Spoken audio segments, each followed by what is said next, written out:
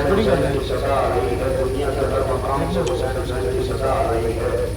ظاہر سی بات ہے اس پورے کائنات عالم میں دو ہی نام سب سے زیادہ لیے جاتے ہیں، یا تو خدا کا نام اذانوں میں لیا جاتا ہے یا حسین کا نام مجلسوں میں لیا جاتا ہے۔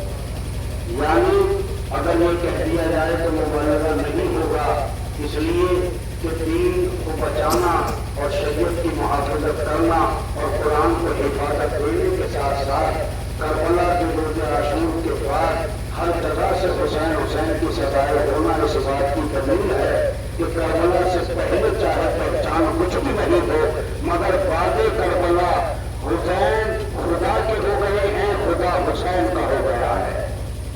یہ عجیب اتفاق نہیں ہے تو اور کیا ہے؟ آپ دیکھیے کہ مجلس امام حسین میں دور دراز سے آنے والے لوگ اور شرکت کرنے والا مجمع تاریخ انسانیت کی مثال پیش کرتا ہے۔ مجلس امام حسین سے تبرک بانٹا جاتا ہے اور تبرک کا سلسلہ یہ ہے کہ تبرک دروازے سے بڑھتا ہے، تبرک دروازے سے بچتا ہے، یعنی بارگاہ امام بارگاہ کے دروازے سے تبرک کا بچنا اس بات کی دلیل ہے کہ حسین نے پہلے ہی دن اپنے گھر بلا کر یہ طے کر دیا کہ ہم کسی بھی مہمان کو خالی ہاتھ جانے نہیں دیتے۔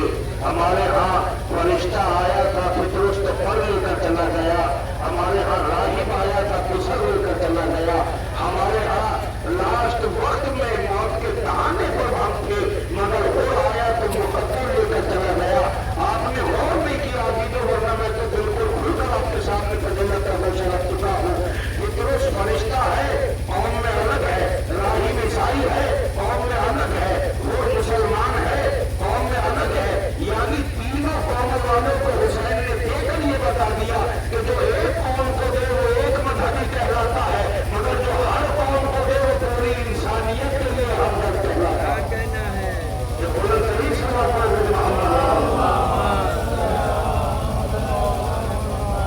متوجہ ہے۔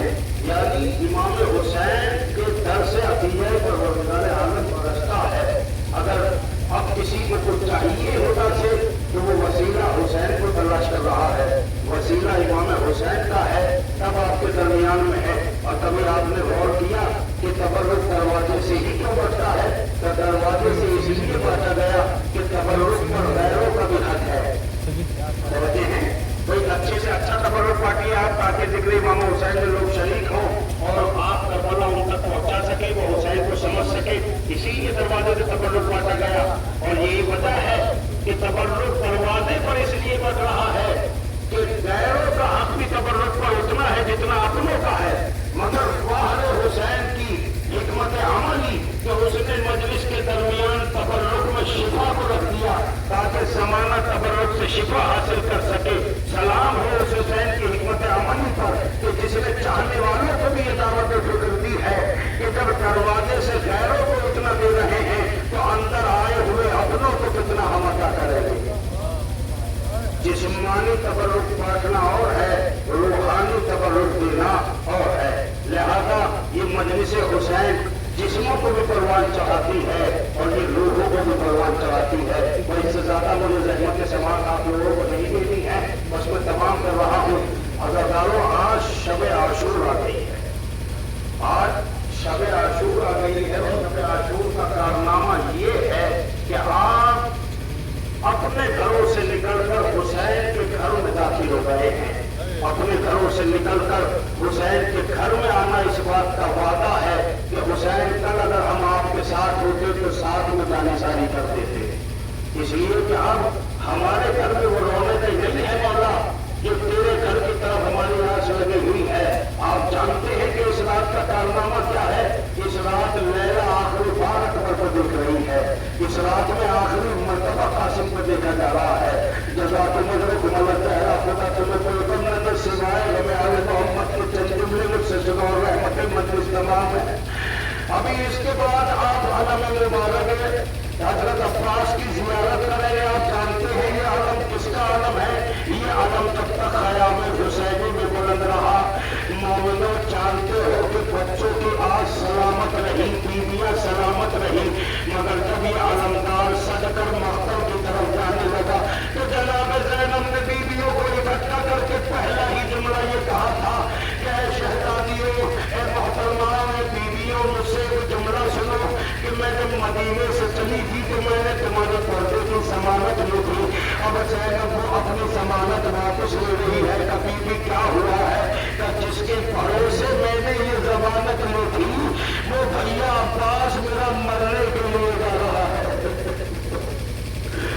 खुदा को मजरे को मदद रहना, खुदा तुम्हें कोई गम न दे सिवाय हमें आने मोहम्मद के सुनना चाहते हैं। तारीख में लिखा एक सूखी हुई मश्क सकीना मिलाकर रखा थी और सूखी हुई मश्क लाई है सकीना, अपने हाथों से सबका बनाया है बीवी ने। अब बात जब मक्तब की तरफ जाने लगे तो तारीख में लिखा कि जितना जितना अब्बास हुसैन से दूर होते जा रहे थे उतना उतना हुसैन जमीन करबला पर बैठ के चले गए। अकबर ने पूछा मेरे आका किस वजह से जमीन पर बैठ गए, क्या भैया की जंग नहीं देखोगे? तो एक मरतबा तलब कर इमाम हुसैन कहते हैं बेटा जितना जितना मेरा भाई मुझसे दूर होता चला जा रहा है उतना ही मेरी कमर में दर्द बढ़ता चला जा रहा है। मेरे लाल मुझे महसूस हो गया कि अब्बास के जाने से हुसैन की कमर टूट जाएगी। आखिर जंग का नक्शा तुम ही देखो, तारीख में लिखा कि ये आलम गया जरूर है, बच्चे देख रहे हैं, आस बनी हुई है, माँ पास पानी लेकर खैमों की तरफ बढ़ाए हैं। यकायक ने हिचकोला लिया। अकबर ने बताया बाबा आलम झुका, फिर दोबारा बुलंद हुआ कि मेरे भाई की खैर हो। फिर अकबर ने कहा चीख मार के बाबा अब आलम नजर नहीं आ रहा है। हुसैन ये कह के जमीन से उठे इन्ना लिल्लाहि व इन्ना इलैहि राजिऊन। तारीख में लिखा कि बेबाक तरीके से हुसैन मक्तल की तरफ दौड़े और अकबर से पूछते जाते थे बेटा मुझे ये बताओ कि ये दिन निकल रहा है या रात हो गई है, इसलिए कि कमर टूट गई, आंखों से नजर नहीं आ रहा है। यकायक महसूस किया अब्बास के बाजुओं को हुसैन ने उठाया, लाशे के करीब पहुंचे और कहा मेरे शेर कोई तमन्नाएं आखिर है तो बता दो। अब्बास ने रो के कहा मौला लाशा खैमों में नहीं जाइएगा, अरे मेरा लाशा खैमों में न लेकर जाइएगा, बस तुम्हारी आवाजें बुलंद हो गई, मैं चंद जुमले पढ़ूंगा फिर अल्लाह में मुबारक आएगा। तारीख ये कहती है कि जनाब अब्बास के सर को हुसैन ने आगोश में लिया, मगर अलमदारे करबला ने सर को जमीन पर रख दिया। फिर हुसैन ने अपनी आगोश में लिया, फिर अलमदारे करबला ने जमीन पर रख दिया। फिर बेचैनी को हुसैन ने महसूस करके पूछा क्या आखिर जानू क्यों बर्दाश्त नहीं हो रहा है, अब्बास का कोई दर्द महसूस हो रहा है? कहा था मैं सोच रहा हूँ मेरे गुलाम के लिए आपका जानू है, मगर जब आप फर्श से जमीन पर आएंगे तो किसका जानू नसीब होगा? हुसैन ने रो के कहा मेरे भैया तीरों का मुसन्ना होगा, शिविर का खंजर होगा, तेरी याद होगी। जब आखिरी ज़र्ब लगेगी तो भैया किसी को नहीं पुकारूंगा, तुझे फरार करके आवाज दूंगा ए मेरे भैया हुसैन मदद का मोहताज है। इन्ना लिल्लाहि व इन्ना इलैहि राजिऊन। मोमिनीन बैठे रहिए, अल्लाह मुबारक के बाद आप शबीह ताबूते इमाम हुसैन की जियारत करेंगे। ये वो आलम है अज़ादारों जिसे आप देख रहे हैं कि ये गया था मगर जब खैमों में लौटा है तो अब्बास के खून से भरा हुआ था। ये वजह है कि सकीना की जब नजर पड़ी है इस आलम पर तो सबसे ज्यादा तड़प के रोने वाली सकीना ही थी। तारीख ने लिखा कि अब्बास के छोटे फर्जंद ने अपनी माँ से आके पूछा, माँ से आके ये कहता है कि अम्मा जब से बाबा का अलम खैमों में आया है लहू भरा हुआ, सकीना तड़प तड़प के रो रही है। जैसा को मजरे को आना चेहरा खुदा तुम्हें कोई गम न दे सिवाय हमें आने मोहम्मद के। तारीख ये बताती है ये बेटा जनाब जो बाबा से पूछता है कि अम्मा जब से ये आलम आया है सकीना बहुत रो रही है। एक मरतबा तलब के दो जाए अब्बास ने कहा बेटा सकीना इसलिए गिरिया कर रही है कि सकीना को यकीन हो गया कि अब हुसैन मारे जाएंगे, अब हुसैन के बचने की कोई सूरत हाल नहीं है। तो अम्मा सकीना को कैसे यकीन हुआ कि बेटा जिस लश्कर का अलमदार मर जाता है फिर उसके सरदार की बारी आती है। सकीना जान गई कि अब हुसैन के लिए मक्तल तैयार हो गया है।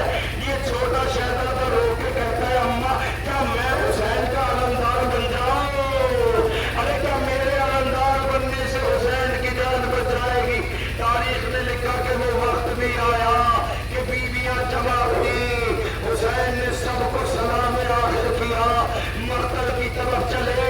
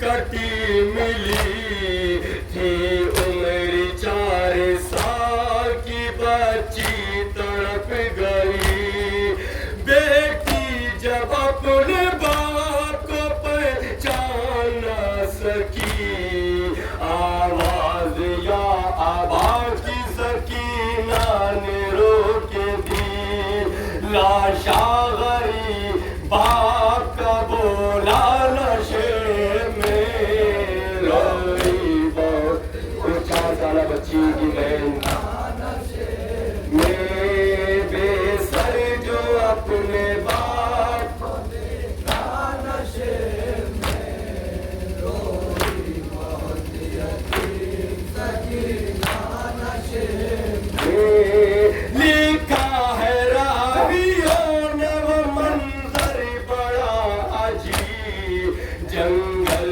وہ کالی رات وہ غربت وہ غم نصیب آواز سن کے باپ کی پہنچی ہے جب قریب حالت پدر کی دیکھ کے روئی بہت غریب بیٹے کے ساتھ باپ بھی رویا نشے میں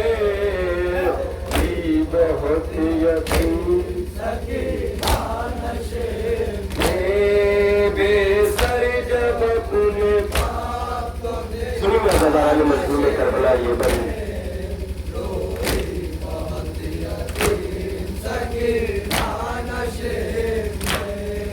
آگے بڑھی حسین کی مظلوم غمزدہ تیروں سے جسم باپ کا دیکھا بھرا ہوا گھبرا کے تیر جسم سے کرنے لگی جدا کم سن کی کوئی تیر نہ اس سے نکل سکا پایا نہ جب حسین کا سینہ نشے میں روئی بہت یتیم سکینہ نشے میں بے سر جو اپنے باپ کو دیکھا نشے میں روئی بہت یتیم سکینہ نشے میں روئی بہت